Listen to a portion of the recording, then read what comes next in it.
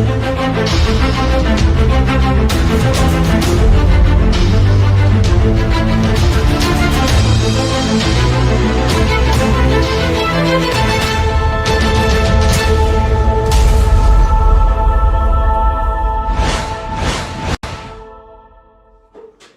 right, good afternoon, folks. Welcome to, well, a late afternoon. We'll call it your favorite drinking questions. What are we going to talk about today? Let's talk about Johnson's Paste Wax. We had our little club meeting and somebody saw that I was using this on a tool and said, why do you buy that cheap crap? I mean, you should know better than to buy cheap wax like that. I said, well, first of all, it's not. It's a damn good wax. And he said, no, because you put that stuff on, it's hard to get off. And he's going on complaining about it, and I said, because you're doing it wrong. So I thought, well, I'm going to do a video about this because this is actually a multi-use product, and I'll leave a link below because I get it off Amazon, ships Prime free, and yeah, I make a couple of pennies and feed the stray animals that hang around my garage, wherever they are. They think they're eating. It's dinner time here. Anyway, Johnson's Paste Wax. So the first tip, or the first thing that I can tell you I use it for, is I'll use it on tools. I got rusty tools around the garage.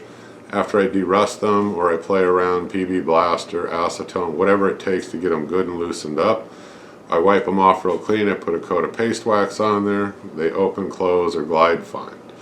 That's one tip. The second thing I use this for, before we get into finishing, is I put it on the bases of my drill press, my lathe, the ways on the lathe.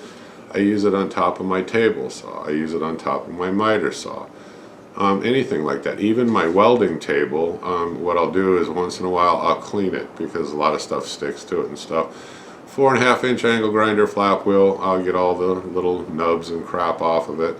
I wipe it down. I put like a thin coat of some kind of oil, whether it's WD-40 or whatever. I wipe that off and then I coat it with Johnson's Paste Wax. So why would I do that? Because it prevents rusting. And it's a damn good rust preventer as long as you have cleaned it up first and then applied this. So I have two cans. I have one inside I use for furniture and woodworking and stuff like that. And I have this can that I leave out in the garage, and I use that on all the tools and everything else. I've had it for probably a couple of years because a little bit goes a long way. It's good stuff if you use it correctly. So that's how I use it on tools. That's how I use it on the table bases of the equipment that I have. Especially my bandsaw. You push wood across that, man, after doing this, it just glides perfectly right through the blade. It's a very nice feeling. And it's even better than that factory finish when you first get it. When I first got my miter saw, I put a coat of this on there and then I just let it sit 30 minutes, 45, buff it off. Half-ass. I don't go to all over it. It's not a piece of furniture. But then everything stays, rust preventative, like I said, but it glides nicely.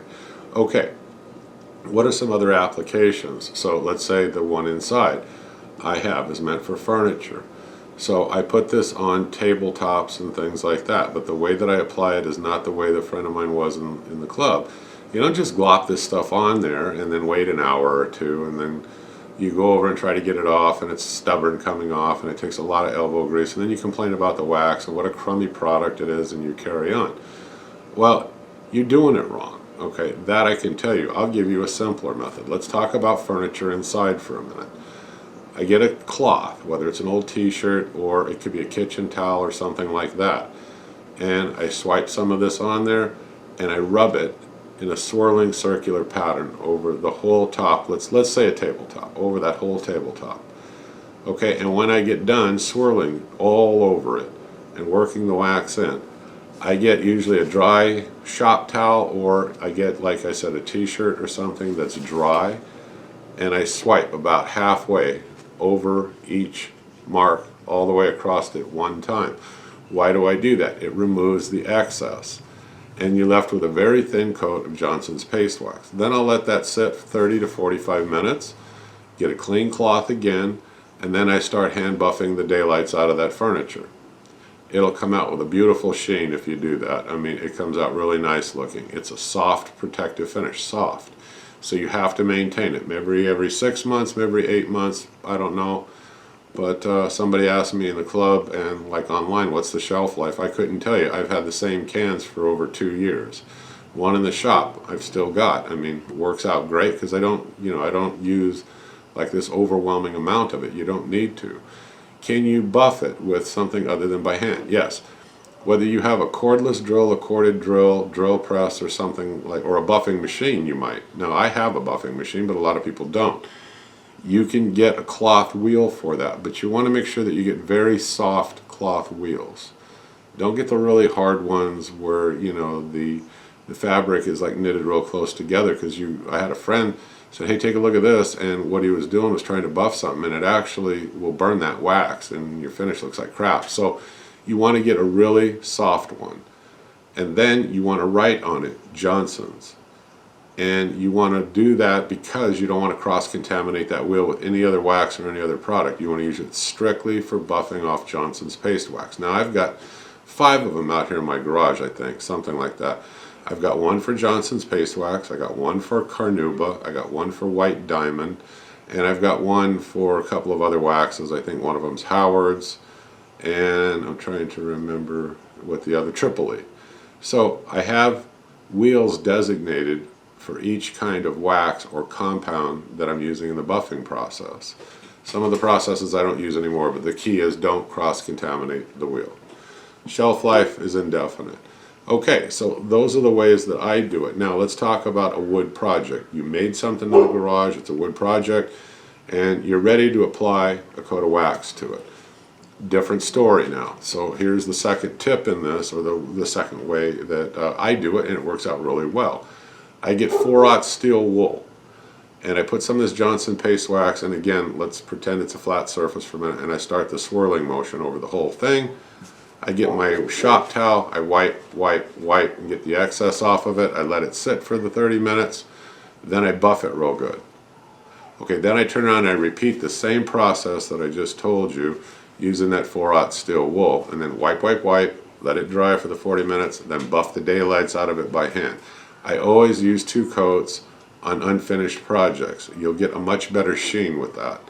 I always have by applying 2 coats. Now what happens with the 3rd and 4th coat? I don't think you're going to get that much more of a benefit. But if you buff it, like if you have a small enough project and you use a machine buffing pad, or on a corded drill, I would use a corded drill, seriously, and or a buffing machine. And then you can go, if you didn't use it, you're going to get relatively a matte finish, maybe a little bit better. If you buff the daylights out of it with an electric buffing wheel of some kind, you're going to get very close. You'll get close to a semi-gloss. I really like it. It gives the wood a nice warm kind of a feeling to it, or warm looking. Whereas lacquer, if you put a bunch of coats on it and it builds up, it's almost like it was dipped in plastic. And so for some of the natural woods that I use, like Brazilian mahogany, walnut, cocobolo, things like that on specialty projects, that's the way that I would put this very last coat of Johnson's paste wax on there. But it does come in handy for a lot of things. It's just, like I said, people criticize it as cheap, junky wax because they don't use it correctly.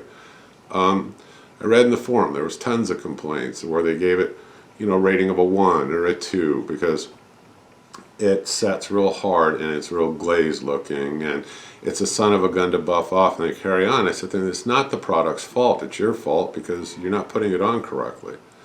Anyway, I hope you got something out of this short video. I'm the Home Handyman. I hope you click subscribe. I hope you hit that notification bell. I will keep changing up topics from product reviews to how-tos. I'm not an expert with this stuff. If somebody else knows a better way to use it, drop it in the comment below. We can all share the information with each other. There are lots of ways to do finishing work. It's a complex area.